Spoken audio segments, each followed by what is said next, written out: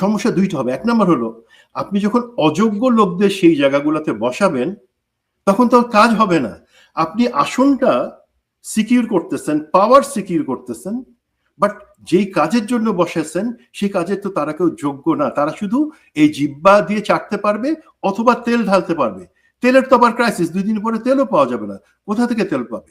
এর থেকেও বড় যে বিপদটা দেখেন, বিদেশে অথবা আমাদের বন্ধু রাষ্ট্র যারা আছে, যারা আমাদের সাথে বিনিয়োগ এবং অন্যান্য জায়গায় সহযোগিতা করতে চায়, তারা তাদের কাছে মেসেজটা কি যায়?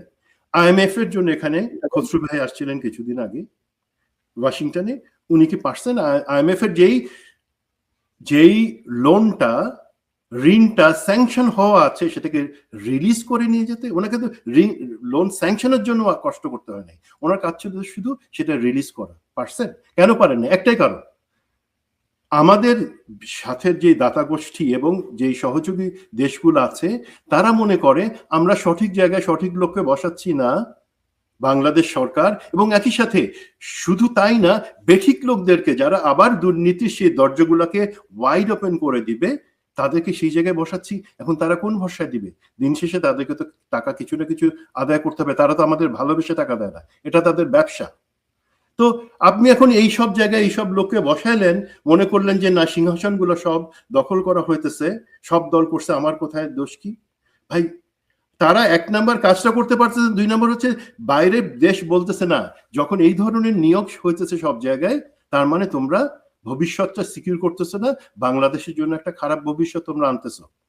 এইখানে আমার হচ্ছে সমস্যা, এই জায়গাটা খেয়াল রাখতে হবে।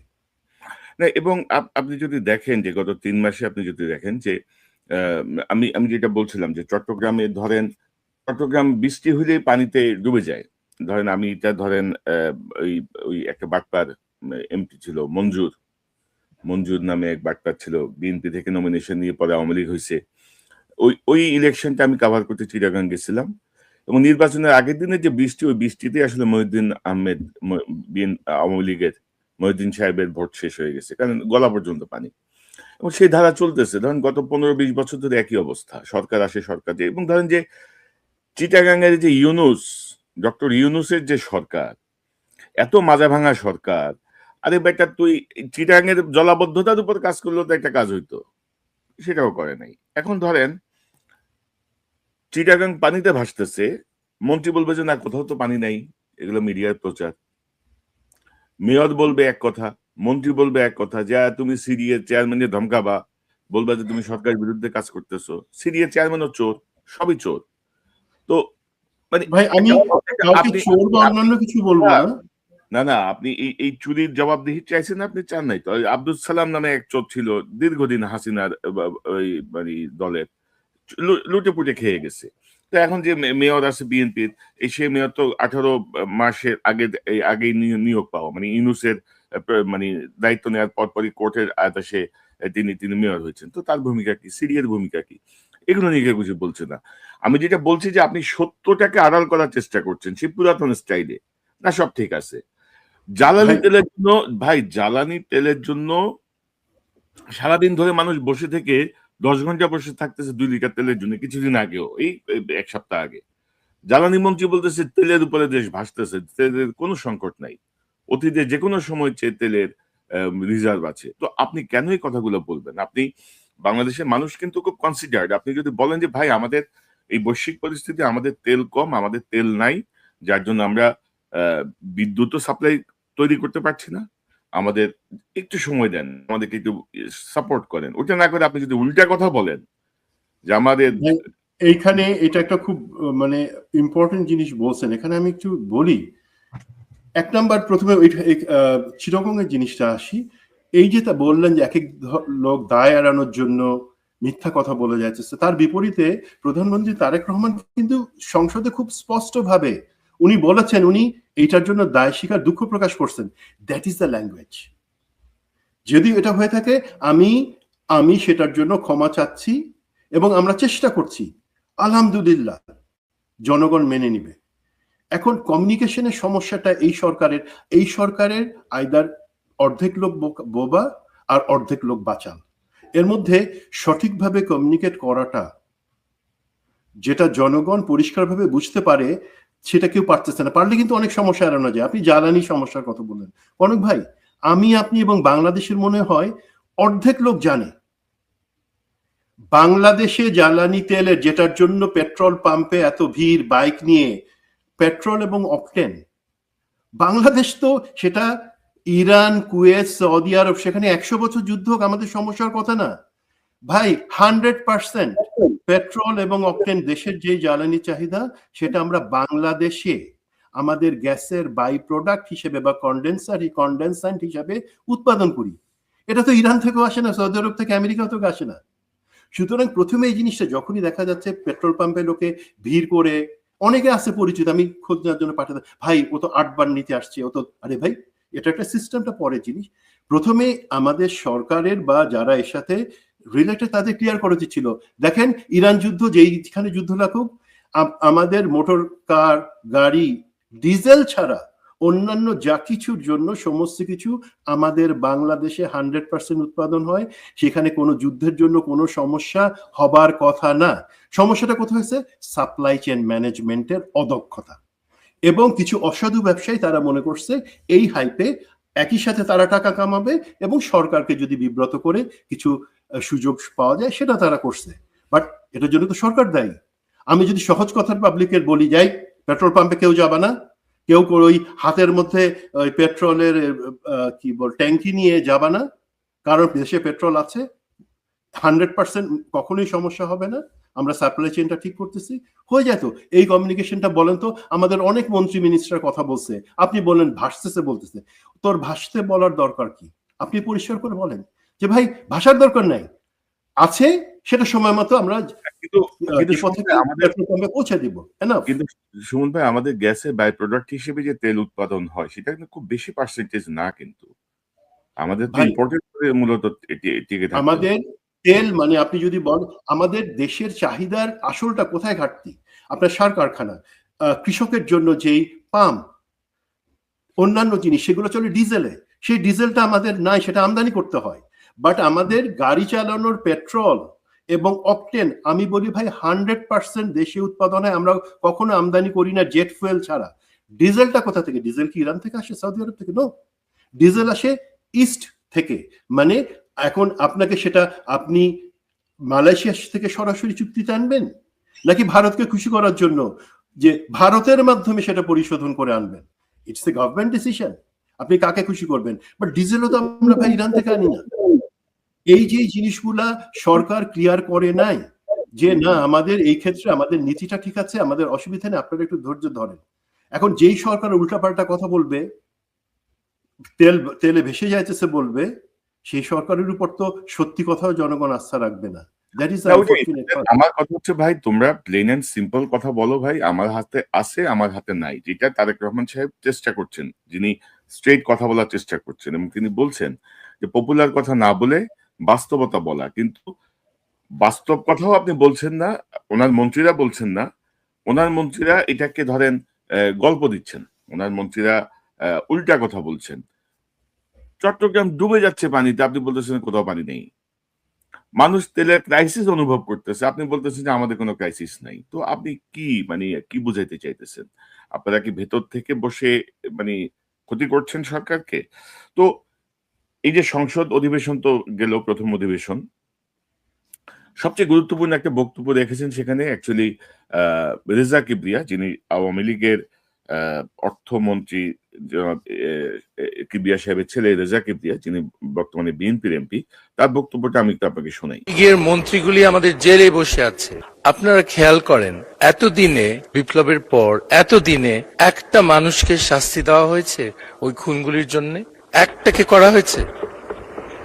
আওয়ামী লীগের মন্ত্রীগুলি আমাদের জেলে বসে আছে, তাদেরকে নিউরেমবার্গ স্টাইল ওয়ার ক্রাইমসে একটা আন্দোলন করতে হবে আমাদেরকে, তাকে ওখানে আদালতে নিতে হবে এদেরকে। তাদের কাউকে শাস্তি দিব না আমরা, তাহলে এটা কি ধরনের শ্রদ্ধা দেখাচ্ছি আমাদের জুলাই শহীদদের জন্য? আমাদের ৭১-এর শহীদ, আমাদের জুলাইয়ের শহীদ, তারা দুইজনই খুব উচ্চ মানের মানুষ ছিল। তো এটা আমার কাছে এই গত সংসদের সবচেয়ে গুরুত্বপূর্ণ বক্তব্য মনে হয়েছে, বাকি সবই আপনার মানে কামড়াকামড়ি বাটপারি, এটা করা ওইটা করা গুতাগুতি। কিন্তু জুলাই পরবর্তী যে সংসদ, সেই সংসদের একটা গুরুত্বপূর্ণ বক্তব্য হচ্ছে এটা। আপনি যদি দেখেন এই যে হাসিনা পালিয়ে যাওয়ার পরে আহ মানে সময় তো চলে যাচ্ছে না, সময় তো গেল, 25 গেল, এই 26-এর অগাস্টে এসে 2 বছর পূর্ণ হয়ে যাবে। তো এখনো বিচারের প্রক্রিয়া কি? এর মধ্যে ধরেন গুম খুন নিয়ে অধ্যাদেশ বাতিল হয়ে গেছে। অনেকে সন্দিহান যে আদৌ গুমের এই হত্যার গুম খুন যারা যুক্ত ছিল তাদের বিচার হবে কিনা। অনেকে সন্দিহান যে আহ, সামরিক বাহিনীর যারা যুক্ত ছিল তারা ছাড়া পেয়ে যাবে কিনা। খুনি কর্নেল জেনারেল জিয়াকে ছাড়ানোর জন্য অলরেডি তৎপরতা শুরু হয়েছে, সে অলরেডি জামিনের আবেদন করা শুরু করছে। তেমনি ভাবে ধরেন কিছু আছে, এই যে আমাদের জঙ্গি ট্যাগ দিয়ে মেজর সৈয়দ জিয়াউল হক, তাকে আপনি একগাদা মামলা দিয়ে ফাঁসি বা অন্যান্য শাস্তি দিয়ে রাখছেন, আইনগতভাবে সেটা দিয়ে রাখছেন, বাট পাবলিক জানে আসল ঘটনা কি। সেক্ষেত্রে কিন্তু পাবলিক চায় তার উল্টা, তার মুক্তি, তার বিরুদ্ধে সব মামলা তুলে নেওয়া।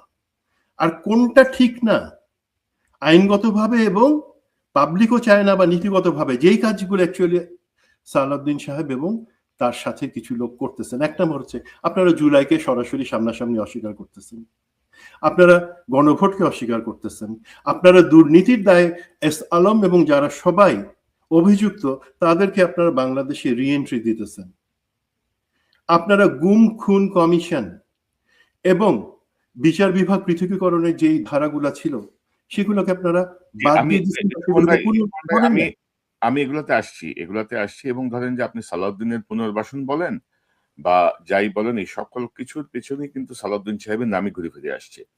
এবং এই সংসদে আমি দেখলাম যে আইন মন্ত্রণালয় নিয়েও বিবৃতি দেয় সালাউদ্দিন সাহেব, ওই অন্য মন্ত্রণালয় বাণিজ্য নিয়েও কথা বলে, সবকিছু নিয়ে সালাউদ্দিন সাহেব। তো আমি ধরে নিলাম যে নতুন সংসদ, অনেকে হয়তো বুঝতে পারছেন না, পরবর্তী সংসদটা দেখে আসলে বোঝা যাবে। এবং ধরেন যে ভেরি আনফর্চুনেটলি গত প্রায় 3 মাসে স্বরাষ্ট্র মন্ত্রণালয় সংক্রান্ত পুলিশের সংস্কার বা ধরেন হাসিনা যেটা বলে যে পুলিশ হত্যা, বা ধরেন পুলিশ কিন্তু আগের ক্যারেক্টারই আছে, পুলিশের মধ্যে কোনো পরিবর্তন নাই, এবং এটা নিয়ে কিন্তু আবার সালাউদ্দিন সাহেবের কোনো বক্তব্য নাই।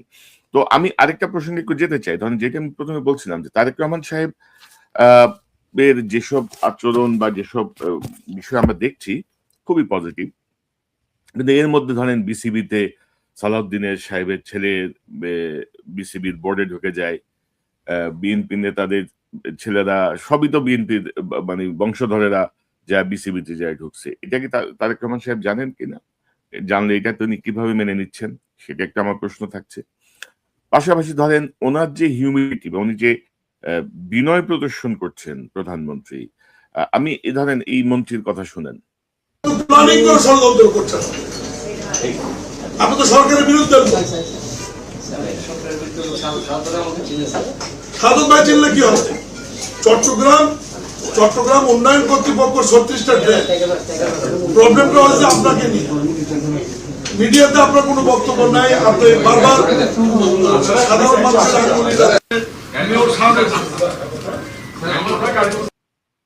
ধরেন একটা চট্টগ্রাম উন্নয়ন কর্তৃপক্ষের জায়গাটায় যে বলতেছে যে আপনি তো সরকারের বিপক্ষের লোক, আপনি সরকারের বিরুদ্ধে ষড়যন্ত্র করতেছেন, তো এগুলো পাবলিকলি আপনি যদি বলেন, এটা তো আপনার হিউমিলিটি প্রদর্শন হচ্ছে না। মানে আপনি নিয়ন্ত্রণের জায়গাটা আপনি ধমক দিচ্ছেন, আপনার অ্যাটিটিউড এটা তো ধরেন এটা সাপোর্ট করছে না।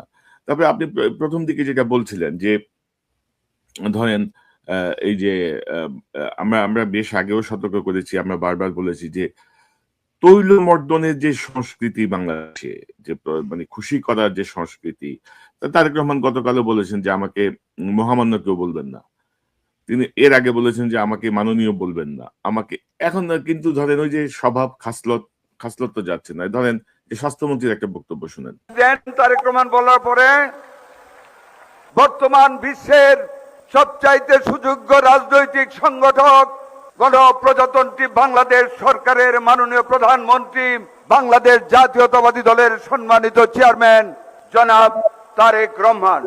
একটা তালি দেন তারেক রহমান বলার পরে। আপনি বুঝতেছেন পরিস্থিতি, আপনি হাসতেছেন, বাট আমি হাসতে পারতেছি না। মানে সে কতটা ইনসাল্ট করতেছে। লজ্জাহীন হইলে পরে লোকজন এইভাবে করতে পারে। ভাই দেখেন, এই যে জিনিসটা বললেন যে নিয়োগ বা অন্য এত এই ধরনের নিয়োগ হয়ে গেছে, সেটা নিয়ে আমি আসলে কথা বলবো না। আমি শুধু একটা জিনিস বলি, এইটা তো স্বাভাবিক ভাই, তারা সরকারে আসছে, তারা তাদের পছন্দের লোক বসাবে।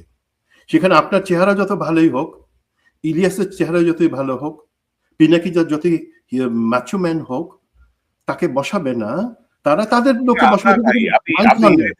আপনি রেফারেন্স দিয়েন না, এই রেফারেন্স দিলে অনেকে মনে করবেন আমরা কিছু চাই এদের কাছে। না, আপনি চাই না কেন ভাই, আপনার কাছে অফার আসছিল, আপনি সেই অফার সরাই দিচ্ছেন না? আপনার কাছে অফার আসছিল, আপনি সেই অফারটা সরাই দিচ্ছেন, আমি জানি।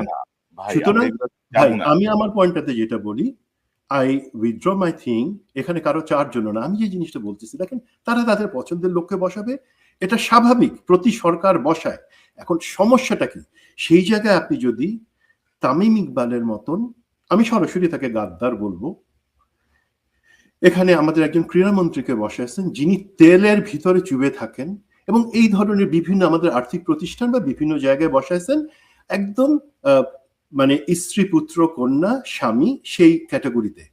এখানে কিন্তু দুইটা আপনি বলবেন যে না, আমি একজনের সাথে কথা বলতেছিলাম, উনি বিএনপি শীর্ষ নেতৃত্ব, বললেন যে ভাই সবাই বসেছে, আপনারা তো সমস্যা কোথায়? বললাম না, আমার সমস্যা নাই, সমস্যা আপনাদের, আমি তো এখানে আছি।